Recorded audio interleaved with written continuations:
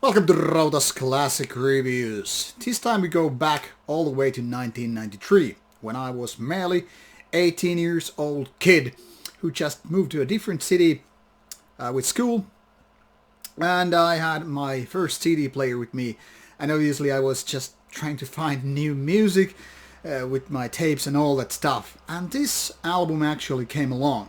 Why this is the classic of the month is because Paradise Lost actually has a new album coming out in May, and based on my initial initial listening, it is a good album. It's kind of a new, kind of a old, but definitely good one. But now we're gonna talk about Icon, and voila, that is how the old CD actually looks like.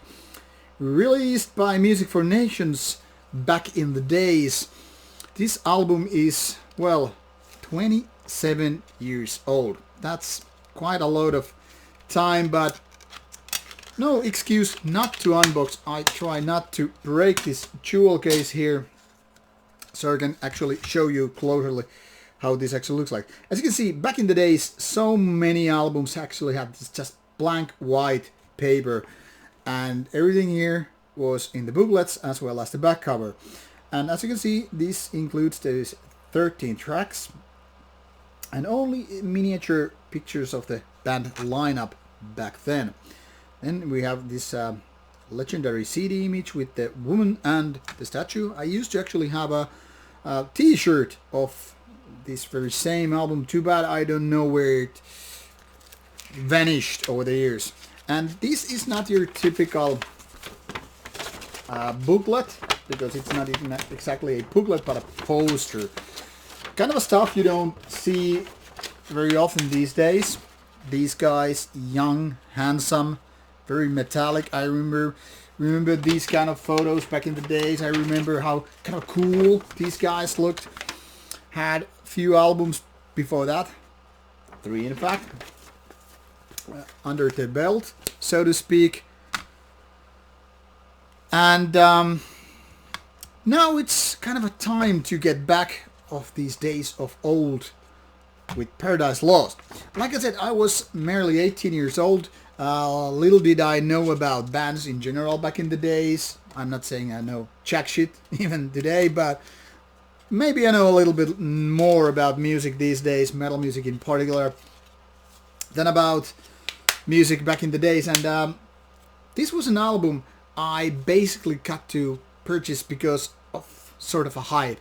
And by hype, I should use quotation marks, because it wasn't that much of a big deal when I actually got it. Because what I mean by hype is that some people were saying that Paradise Lost got a new album out, and I was like, okay, I kind of feel tempted about it.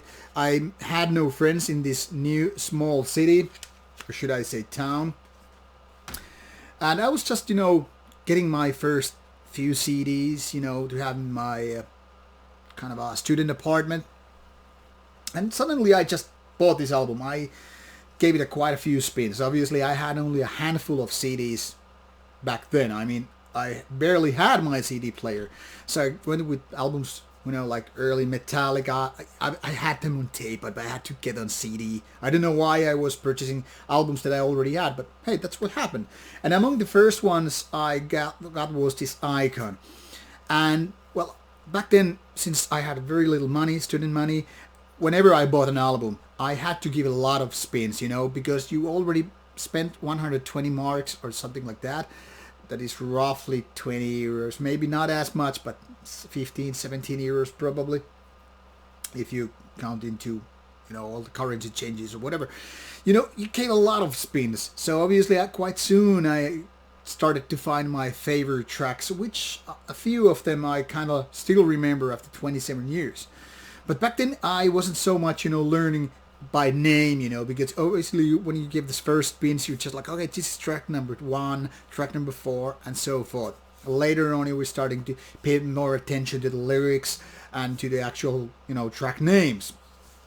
So I gave it a lot of spins, and I fell in love with the band. And only after the Icon one, I started to explore the band's previous release, that is Lost Paradise, Gothic, Age of Gods, And I think one of the pushes that got me doing that was the Shades of Gods.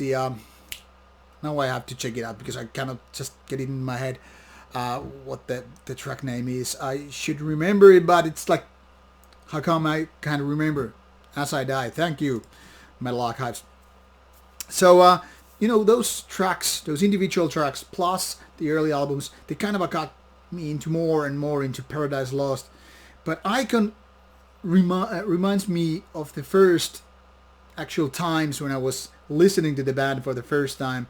And even though I later abandoned Paradise Lost for a few years, it was also the band that kind of got me back.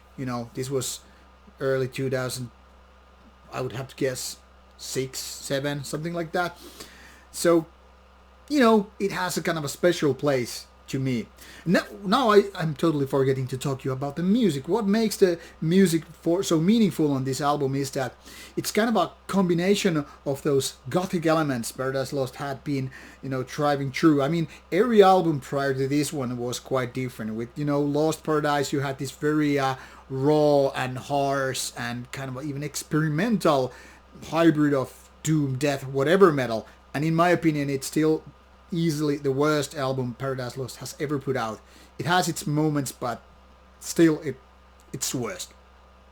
Now, I fell in love with Gothic back in the days, and I still kind of hold it in so many ways in kind of high value, even though it has a lot of flaws, like really bad drumming. Just like 2 drum fills through the whole album, and I really can't bear it anymore. But back in the days, I gave it a lot of spins. But after that, came Shades of God, which was more experimental, kind of abandoning those raw death metal styles and moving forward to different direction, creating this kind of a gothic metal into different ways, adding more melodies, becoming more lightweight. And then when Icon came in, I think they kind of started a new era. So I just happened to be in the right place with the band. Instead of being disappointed after different albums, I was more like welcoming this new band and was more like surprised how different it was back in the days, before that.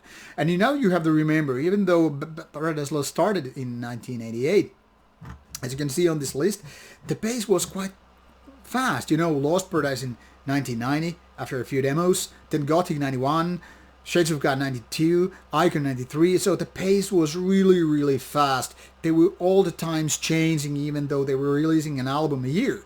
Nowadays, it might even take 5 years for a band to just kind of get another album made. And they still don't change as much Paradise Lost was changing. So it kind of tells you a lot about how these young guys, really passionate and really creative guys, change so quickly.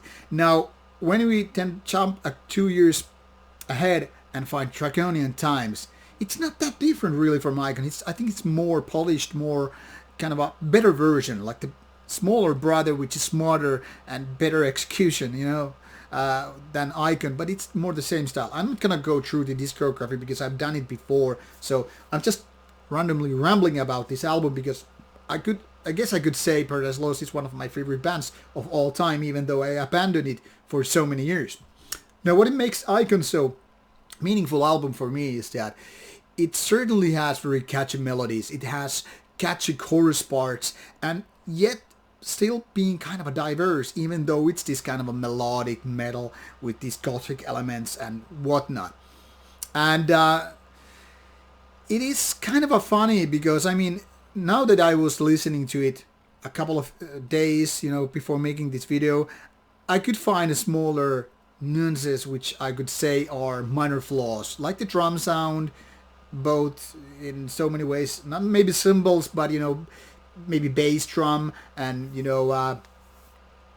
hi-hat and snare. They kind of have funny sound if you think it nowadays. The overall production is pretty good, not as good as the later albums and not nearly as good as the new album, which is just wow.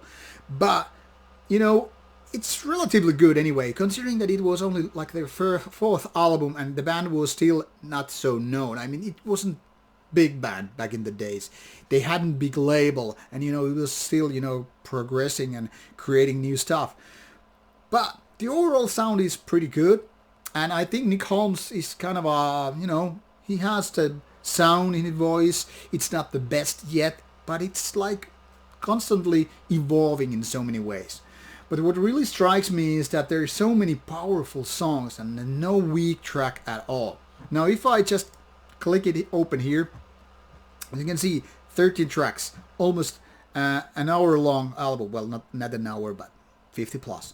And, you know, there's a lot of diversity between tracks. You know, some of these tracks like Dying Freedom and Video, I mean, they are more kind of aggressive and more up-tempo maybe than, you know, for example, the opening track, Embers Fire, which is kind of a mid-tempo stuff. Then there's like this weird, dark, very doomy gothic track like Christendom, which is just kind of a gloom over you as a kind of a shadow. And then there's nice outro, by the way, too. And there's this hit song called True Belief. It's very gothic and, you know, mid-tempo, but, you know, they're all there. And there's this kind of a cool atmosphere. It's being dark. It's very British in so many ways. Not far from being My Dying Bride, but clearly not as doomy as they used to be back in the days. Also not as death metallic like so many bands used to be like in the prior years. I'm talking not only about Paradise Lost, not only about My Dying Bride, but bands like Anathema and stuff like that. So there's something very British. Maybe it's that rainy, coldy, windy stuff that is just there, you know, entwined with their kind of a melancholic and bobs and beers and ales and bloody history and all that stuff. Something definitely is like totally right there. It's not, anything is not offset or weird or off-roadish. It's just kind of a brilliance. And yet this is still a band in progress. I mean, was with Icon. Obviously every band is always in progress. Now, that's kind of a given. But I mean, the band was so much more kind of a younger, energetic and all that stuff. And in pursuit creating more, better tracks and all that stuff. Now, these are just some of the reasons why I think Icon is so special. It's not only because I found it in 1993 when I was a teenager in a different city, but it's also to this day when I give it a list and I feel both nostalgic, but also I can value and respect how the music is done, how everything kind of falls in place very, very nicely. Now, Icon is not the best album, if you ask me, by Paradise Lost. It's not even my top 3 albums. So with these kind of sweet words about the album, it's kind of weird that it isn't there, but that is kind of underline the fact that Paradise Lost is such a great band. Now, this is why I think this is a classic of this month.